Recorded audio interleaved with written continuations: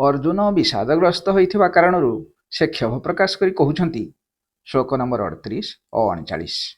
यद्यप्येते न पश्यन्ति लोभोपहत चेतस कुलक्षय कृतं दोषं मित्रद्रोहे च पातकम् कथं न ज्ञेयमस्माभिः पापादस्मान्निवर्तितुं कुलक्षय कृतं दोषं प्रपश्याभिर्जनार्दन।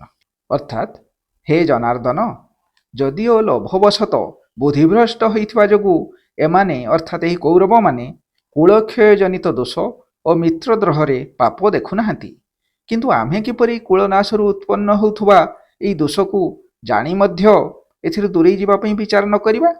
अर्जुन भाबुछंती एही युद्ध हेले अनेक लोकंकर वंश बुड़िबो, कारण जो माने एही युद्ध करिया पई आसीछंती सेमानक भितरु अनेक एही युद्धरे मृत्युवरण करिवे, जहा फଳରେ सेमानक वंशरे कुलदीप लगेଇବା ପାଇଁ भी केही रहिबे नाही। सेहीपरि मित्रद्रोहर तात्पर्य होउछि परस्पर भितरे मित्रता थिबा अनेक वीर अछंती जो माने कि उभय पक्षरे अछंती। तेणु एही युद्ध हेले मित्र हातरे मित्रर प्राणहानि हेबो। तेणु अर्जुन एहाकु मित्रद्रोह बोली कहिछंती एवं एही मित्रद्रोही हेबाकु से पाप बोली भाबिछंती। राज्य लोभ पई दुर्योधनर सेना बुद्धिभ्रष्ट होइछि, तेणु से कुलनाश जनित दोषकु दोष भाबु नाही कि मित्रद्रोह जनित पापकु पाप भाबु नाही, किंतु अर्जुन एही दोष और पापकु देखि पारुछंती। तेणु से एहाकु किपरि अणदेखा करि परिबे। यापरे परवर्ती श्लोक रे से कहउछंती सूत्र नंबर 40 कुलक्षये प्रणश्यन्ति कुलधर्मा सनातना धर्मे नष्टे कुलं कृत्स्नम् अधर्म अभिभवत्युत। अर्थात कुल नष्ट हेले कुलधर्म नष्ट हुए एवं कुलधर्म नष्ट हेले संपूर्ण कुलकु अधर्म अर्थात पाप ग्रास करे। से पर श्लोक रे पुणी कहउछंती सूत्र नंबर 41 अधर्म अभिभवात् कृष्ण प्रदूषन्ति कुलस्त्रिय स्त्रीषु दुष्टासु पार्ष्णेय जायते वर्णशंकर। अर्थात हे कृष्ण, अधर्म बहुत बढ़ीगले अर्थात पाप वृद्धि हेले कुलर स्त्री माने दूषिता हो जाती। तेणु हे वर्ष्णेय, स्त्री माने दूषिता हेले वर्णशंकर उत्पन्न होती। अर्जुन यह कहिबार तात्पर्य होउछि समाज रे नैतिक पतन देखादेले अनियंत्रित बासना जोगु युवक युवती माने अनैतिक कार्य लिप्त रहती, जहा फଳରେ सेमानक ठारु जो संतान जन्म हुए सेमानकु वर्णशंकर कुहा जाए। कारण भिन्न भिन्न जातिर युवक युवती ठारु एही संतान माने जन्म होइथांती। तेणु एही वर्णशंकर जोगु समाज और संस्कृतिर पतन हेबो बोली अर्जुन भय करिसेंती। की प्रकार पतन हेबो तापर श्लोक रे से कहउछंती श्लोक नंबर 42 शंकर नरकायेव कुलज्ञानां कुलस्य च पतन्ति पितर ह्यसां लुप्त पिंडोदक क्रिया। अर्थात सेही वर्णशंकर माने कुलघाती मानंकु और कुलकु नरककु नहीं जिबार कारण होती। पिंड और जलदान क्रियारु वंचित होई एमानक पितृपुरुष माने मध्य नरकरे पतित होती। अर्जुन कहउछंती जेउ मानक वंशरे ही वर्णशंकर जात होती सेमानक पितृपुरुष माने पिंड पाणी न पाई नरकगामी होती, तथा से कुलघाती माने मध्य नरकरे पड़ती। यापरे अर्जुन कहउछंती श्लोक नंबर 43 दोषैरे ते कुलज्ञानां वर्णशंकर कारकै उत्साद्यन्ते जाति धर्मा कुलधर्माश्च शाश्वता।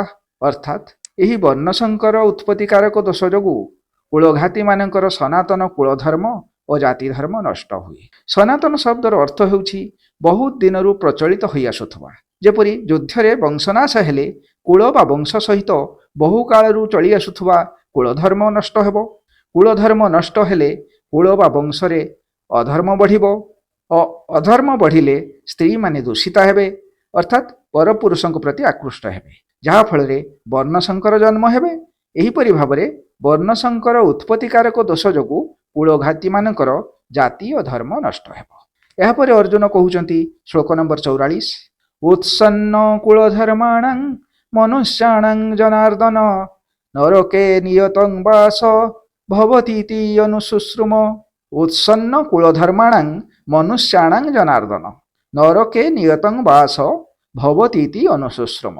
हे जनार्दन, जो मानकर कुलधर्म नष्ट हुए सेही मनुष्य मानकर बहुकाल पर्यंत नरकवास हुए बोली आम शुणी आसछु। भगवान मनुष्य को विवेक देइछंती और नूतन कर्म करिवार अधिकार मध्य देइछंती, किंतु मनुष्य जदि सुखभोग आशारे निजर विवेक हराई रागद्वेषर अधीन हो जाए तेबे ताहार आचरण କୂଳ ମର୍ଯ୍ୟାଦାର ବିପରୀତ ହେବ ଏବଂ ଏହି ବିପରୀତ ଆଚରଣ ହେତୁ ସେମାନଙ୍କୁ ଇହଲୋକରେ ନିନ୍ଦା ଅପବାଦ ମିଳିବା ସହିତ ପରଲୋକରେ ମଧ୍ୟ ଅନନ୍ତ କାଳ ପର୍ଯ୍ୟନ୍ତ ନରକ ଯାତନା ଭୋଗିବାକୁ ପଡ଼ିବ। ଏହି କଥା ଅର୍ଜୁନ ଶ୍ରୀକୃଷ୍ଣଙ୍କୁ ଏହି ଶ୍ଲୋକରେ କହିଛନ୍ତି।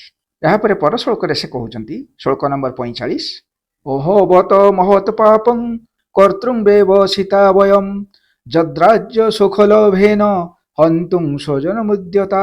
ଅହବତ ମହତ୍ ପାପଂ କର୍ତ୍ତୃଂ ବ୍ୟବସିତା ବୟମ୍ ଯଦ୍ରାଜ୍ୟ ସୁଖଲୋଭେନ ହନ୍ତୁଂ ସ୍ୱଜନ ମୁଦ୍ୟତା। ଅର୍ଜୁନ କହୁଛନ୍ତି, ଆରେ ଆମେ କେତେ ବଡ଼ ପାପ କରିବାକୁ ଯାଉଥିଲେ। ତୁଚ୍ଛ ରାଜ୍ୟ ଓ ସୁଖଭୋଗ ଆଶାରେ ଆମେ ନିଜର ବଂଶ ଓ ବନ୍ଧୁବାନ୍ଧବ ଲୋକଙ୍କୁ ମାରିବା ପାଇଁ ଯାଉଥିଲେ। ଏହି ଶ୍ଲୋକରେ ଅର୍ଜୁନ ନିଜକୁ ଧିକ୍କାର କରି କହିଛନ୍ତି ସେ କେତେ ବଡ଼ ଭୁଲଟିଏ କରିବା ପାଇଁ ଯାଉଥିଲେ।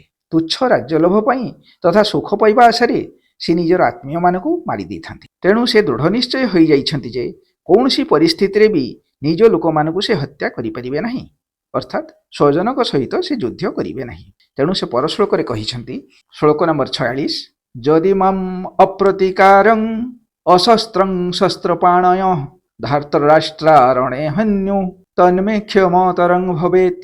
ଯଦି ମାମ୍ ଅପ୍ରତିକାରଂ ଅଶସ୍ତ୍ରଂ ଶସ୍ତ୍ରପାଣୟ ଧାର୍ତ୍ତରାଷ୍ଟ୍ରାରଣେ ହନ୍ୟୁ ତନ୍ମେ କ୍ଷମତରଂ ଭବେତ୍। ଅର୍ଥାତ୍ ଯଦି ମୋ ଭଳି ଶସ୍ତ୍ରହୀନ ଓ ପ୍ରତିରୋଧ କରୁନଥିବା ବ୍ୟକ୍ତିକୁ ଏହି ଶସ୍ତ୍ରଧାରୀ କୌରବମାନେ ଯୁଦ୍ଧରେ ମାରିଦିଅନ୍ତି ତେବେ ତାହା ମଧ୍ୟ ମୋ ପାଇଁ କଲ୍ୟାଣକାରୀ ହେବ। ଅର୍ଜୁନ ମନେ ମନେ ଠିକ୍ କରି ନେଇଛନ୍ତି ଯେ ଏହି ଯୁଦ୍ଧରେ ଅସ୍ତ୍ର ନ ଧରି ମୃତ୍ୟୁବରଣ କରିବା ତାଙ୍କ ପାଇଁ ଶ୍ରେୟସ୍କର ହେବ। ତେଣୁ ସେ ଶସ୍ତ୍ର ତ୍ୟାଗ କରି ରଥର ପଛ ଭାଗରେ ଯାଇ ବସିଛନ୍ତି, ଯାହା ସଞ୍ଜୟ 47 ନମ୍ବର ଶ୍ଲୋକରେ ଧୃତରାଷ୍ଟ୍ରଙ୍କୁ କହୁଛନ୍ତି, ଏବମୁକ୍ତ୍ୱାର୍ଜୁନ ସଂଖ୍ୟେ ରଥୋପସ୍ଥ ଉପାବିଶତ୍ ବିସୃଜ୍ୟ ସଶରଂ ଚାପଂ ଶୋକ ସଂବିଘ୍ନ ମାନସ। ଏବମୁକ୍ତ୍ୱା ଅର୍ଜୁନ ସଂଖ୍ୟେ ରଥୋପସ୍ଥ ଉପାବିଶତ୍ ବିସୃଜ୍ୟ ସଶରଂ ଚାପଂ ଶୋକ ସଂବିଘ୍ନ ମାନସ। ଅର୍ଥାତ୍ ଯୁଦ୍ଧ କ୍ଷେତ୍ରରେ ଶୋକରେ ଅଭିଭୂତ ହୋଇଥିବା ଅର୍ଜୁନ ଏହିସବୁ କଥା କହି ନିଜର ବାଣ ଓ ଧନୁ ତ୍ୟାଗ କରି ରଥର ପଛ ଭାଗରେ ଯାଇ ବସି ପଡ଼ିଲେ। ଏହିଠାରେ ଶ୍ରୀମଦ୍ ଭଗବଦ୍ ଗୀତାର ଅର୍ଜୁନ ବିଷାଦ ଯୋଗ ଶେଷ ହେଲା। ଆଶା କରୁଛି ଆପଣମାନଙ୍କୁ ଏହି ଅଧ୍ୟାୟର ଭିଡ଼ିଓ ଗୁଡ଼ିକ କିପରି ଲାଗିଲା ତାହା କମେଣ୍ଟ ବକ୍ସରେ କମେଣ୍ଟ କରି ଜଣାଇବେ ତଥା ଏହି ଭିଡ଼ିଓକୁ ଲାଇକ୍ ଓ ସେୟାର କରି ଚ୍ୟାନେଲକୁ ସବସ୍କ୍ରାଇବ୍ କରିବେ। ଆସନ୍ତା ଥରକୁ ଶ୍ରୀମଦ୍ ଭଗବଦ୍ ଗୀତାର ଦ୍ୱିତୀୟ ଅଧ୍ୟାୟ ସାଂଖ୍ୟ ଯୋଗ ସମ୍ବନ୍ଧରେ ଜାଣିବା। ରହୁଛି।